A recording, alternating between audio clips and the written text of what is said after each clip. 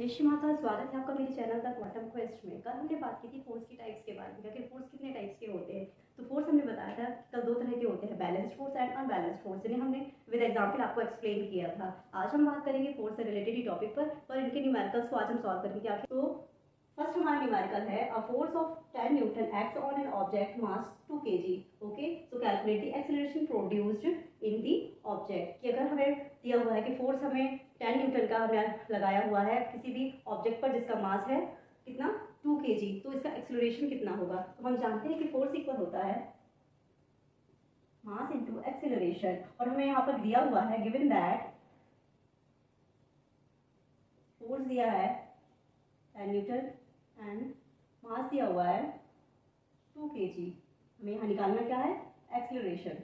सो इसको हम रीअरेंज भी कर सकते हैं। तो एक को निकालेंगे एफ अपॉन एम।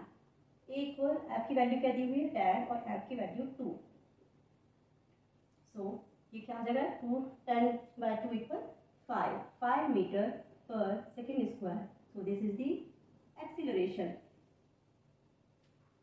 फॉर्मूलाज हमें रिमेंबर हो, याद हो, तो हमें बहुत ही आसान होता है किसी भी फॉर्मूले से किसी भी ऑब्जेक्ट की वैल्यू कुछ भी निकालना, या मास निकालना हो, एक्सेलरेशन निकालना हो, या फोर्स हमें निकालना हो। सेकेंड न्यूमेरिकल हमारा है what force would be needed to produce acceleration 4 metre per second square in a ball for mass 6 kg। जब 6 kg की बॉल पर जो एक्सेलरेशन है वो प्रोड्यूस हो रहा है कितना 4 मीटर पर सेकेंड स्क्वायर, तो इस पर कितना फोर्स अप्लाई होगा। So force equal again mass into acceleration. यहाँ पर हमें दिया हुआ है given that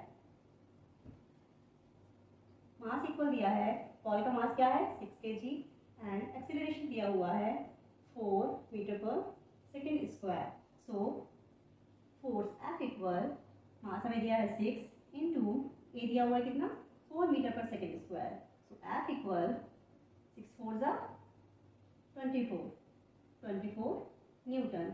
so this is the applying force और द बॉल जिस पर क्या हो रहा है 6 kg की बॉल पर हमारा जो एक्सेलरेशन था 4 मीटर पर सेकेंड स्क्वायर, उस पर हमें कितना फोर्स अप्लाई किया वो हमारा आ गया 24 न्यूटन। सो ये हो गए हमारे न्यूमेरिकल्स, जिन्हें हम जो फोर्स से रिलेटेड न्यूमेरिकल्स जिन्हें हम आसानी से सॉल्व कर सकते हैं। आपकी न्यूमेरिकल्स या इस टॉपिक से रिलेटेड जो भी आपकी क्वेरीज हो मुझे कमेंट करके ज़रूर बताएं, और या फिर जो आपके सब्जेक्ट में जो भी आपके चैप्टर में न्यूमेरिकल्स हैं जो आपको समझ में ना आ रहे हो क्या हम कैसे सॉल्व करें, तो मुझे कमेंट पर करके ज़रूर बताएं। मैं आपकी सारी प्रॉब्लम्स को सॉल्व करूँगी। कल फिर मिलते हैं नए टॉपिक के साथ, तब तक के लिए नमस्कार।